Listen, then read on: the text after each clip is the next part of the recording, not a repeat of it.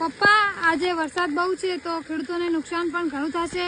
આપણે તો મગફળી ઓછી છે પણ ઘણા લોકોને બાજરી અને મગફળી પલળે એનું શું થશે? જય જવાન જય કિસાન. આજે 3 તારીખ છે અને સવારથી જ વરસાદ દાબી પડી રહ્યો છે. ખરેખર વરસાદના કારણે બનાસકાંઠામાં કરોડો રૂપિયાનું નુકસાન છે. જો મારી મગફળી પણ પાણીમાં તરી રહી છે અને બધી જ જગ્યાએ બાજરી મગફળીમાં મોટું નુકસાન છે.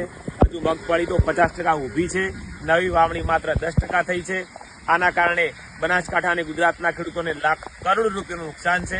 સરકારને વિનંતી કરું છું મીડિયાના માધ્યમથી કે અમારા ખેડૂતોનું તાત્કાલિક ધોરણે સર્વે કરે અને ખેડૂતોને બનતી સહાય આપે. મીડિયાને પણ વિનંતી કરું છું 2 દિવસ માટે બીજા પ્રોગ્રામો આપવાનું રહેવા દેજો અને ખેડૂતને બતાવજો, જેના કારણે સરકારનું ધ્યાન દોરાય. તમે જો બીજી કોઈ ઘટના હોય તો બહુ હાઇલાઇટ કરો છો, પણ ખેડૂતોની હાઇલાઇટ ઓછી થતી હોય છે. તો ખેડૂતોનું નુકસાન બતાવજો આપ મીડિયાના માધ્યમથી અને ખેડૂતોને સરકાર સહાય આપે એવી આશા રાખું છું. હું સરકાર ઉપર મને વિશ્વાસ છે 100% સહાય આપશે. જો ક્રિકેટનું મેદાન પલળ્યું હોય હમણાં તો કરોડો રૂપિયા ખર્ચો કરી અને તાત્કાલિક એને કોરું કરાય છે, પણ આમાં ક્રિકેટમાં કોઈનું પેટ ભરાતું નથી. અને આ તો એક અન્નદાતા છે સાહેબ. અન્નદાતાના કારણે આજે લોકોનું પેટ ભરાય છે. તો ખરેખર અન્નદાતાને સપોર્ટ કરજો અને સરકારને ફરીવાર વિનંતી કરું છું.